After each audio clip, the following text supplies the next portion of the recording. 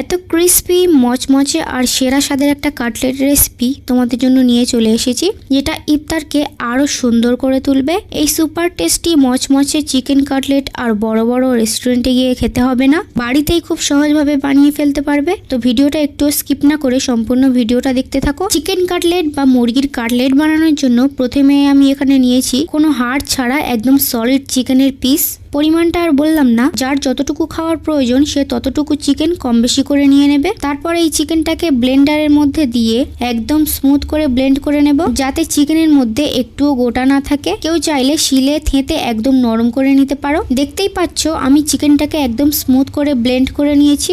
চিকেনে যদি পানি থাকে তাহলে ময়দা বা বেসন ব্যবহার করতে হবে, তবে চিকেনে পানি থাকলে কাটলেট ভাজার সময় ছেড়ে যাওয়ার সম্ভাবনা থাকে। তাই প্রথমে এই চিকেনটাকে ধুয়ে পানি ঝরিয়ে তারপর শুকনোভাবে ব্লেন্ড করতে হবে। এরপর এই চিকেনের মধ্যে একদম ছোট ছোট করে কেটে রাখা দুটো মিডিয়াম সাইজের পেঁয়াজ দিয়ে দিলাম, কিছুটা ধনেপাতা কুচি আর দুটো কাঁচা ঝাল দিয়ে দিলাম, 2 চামচ নুন দিয়ে দিলাম, 1 চামচ ঝালের গুঁড়ো, ঝালটা অবশ্যই টেস্ট অনুযায়ী কম বেশি করে দিয়ে দেবে, 1 চামচ ধনে গুঁড়ো, 2 চামচ ভাজা জিরে গুঁড়ো, 1 চামচ চাট মশলা, 1 চামচ গরম মশলা, 1 চামচ বিট নুন আর 1 চামচ বিরিয়ানি মশলা দিয়ে দিলাম, হাফ লেবুর রস চেপে দিয়ে দিচ্ছি। তারপর সব মশলাগুলোকে খুব ভালো করে একসঙ্গে মিক্স করে নেব। ভালো করে মেশানো হয়ে গেলে আমি এই পর্যায়ে কিছুটা টমেটো সস আর কিছুটা মেয়োনিজ দিয়ে দিচ্ছি। মেয়োনিজ আর টমেটো সস আমি 1 চামচ করে দিয়েছি।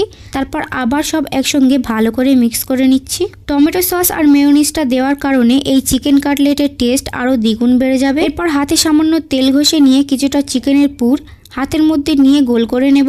তারপর একটা সমান প্লেটের মধ্যে রেখে যেভাবে খুশি গোল লম্বা চারকোনা যেভাবে খুশি শেপ করে নিতে হবে। তো আমি এভাবে সবকটা করে নিয়েছি। এখন চিকেনটাকে আমি এভাবে প্লেটের মধ্যে রেখে ডিপ ফ্রিজে রেখে দেব প্রায় 30 মিনিটের জন্য। তাহলে কাটলেটগুলো একটু শক্ত হয়ে যাবে, পরে আর ভেঙে যাবে না। এর মধ্যে আমি একটা বাটিতে একটা ডিম ভেঙে নেব। তারপর একটা কাঁটা চামচ দিয়ে ডিমটাকে খুব ভালোভাবে মিক্স করে নেব, যাতে কুসুমটা ডিমের সাদা অংশের সাথে ভালোভাবে মিশে যায়। এরপর এখানে আমি কিছু ব্রেড ক্রাম্বস নিয়েছি, মানে পাউরুটির চারিদিকের ব্রাউন পার্টগুলোকে কেটে ব্লেন্ড করে নিয়েছি।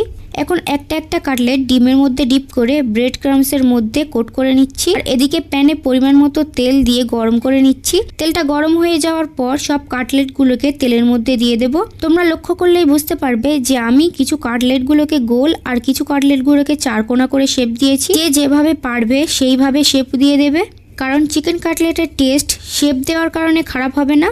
বাড়িতে বানানোর জন্য যেরকম খুশি গোল চারকোনা করে শেপ দিতে পারো, কোনো অসুবিধা নেই। তো এখন আমি কাটলেটগুলোকে ভালোভাবে উল্টে পাল্টে সুন্দর একটা কালার আসা পর্যন্ত ভেজে নেব। একটু সময় নিয়ে ভাজতে হবে, কারণ শুধু ওপর থেকে তো কালার আসলে হবে না, ভেতর থেকেও চিকেনটাকে কুক করতে হবে। তাড়াহুড়ো করে হাই ফ্লেমে ভাজলে ওপর থেকে কালার চলে আসবে আর ভেতরে কাঁচা থেকে যাবে। তাই মিডিয়াম ফ্লেমে একটু সময় নিয়ে ভাজতে হবে, যাতে ওপরে কালারও আসে আর ভেতরটাও কুক হয়ে যায়।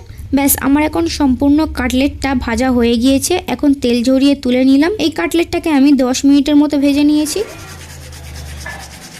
আওয়াজ শুনে সবার বিশ্বাস হলো তো যে এটা কতটা মচমচে হয়েছে। এবার ভেতর থেকে কেটে দেখালাম, দেখো কতটা লোভনীয়। আমার হাজব্যান্ড তো টমেটো সস দিয়ে ইফতারে প্রায় অর্ধেকেরও বেশি খেয়ে ফেলেছে।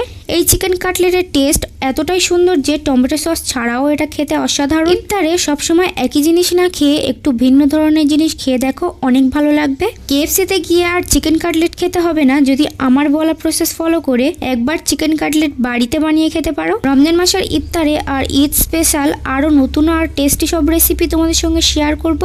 তাই যদি এখনও আমার চ্যানেলে নতুন হও তাহলে আমার চ্যানেলটাকে সাবস্ক্রাইব করে রাখো, যাতে পরবর্তী ভিডিওর আপডেট সবার আগে তোমার কাছে পৌঁছায়। আজকের চিকেন কাটলেটের রেসিপি ভালো লাগলে অবশ্যই আমাকে কমেন্ট করে জানিও। আর ভিডিওটা ভালো লেগে থাকলে ভিডিওতে একটা লাইক করে দিও, আর তোমার ফ্যামিলি মেম্বারদের কাছে ভিডিওটা শেয়ার করে দিও, যাতে তারাও ইফতারে এই চিকেন কাটলেট বানিয়ে ট্রাই করতে পারে। আশা করছি আজকের চিকেন কাটলেটের রেসিপি তোমাদের কাছে অনেক ভালো লেগেছে।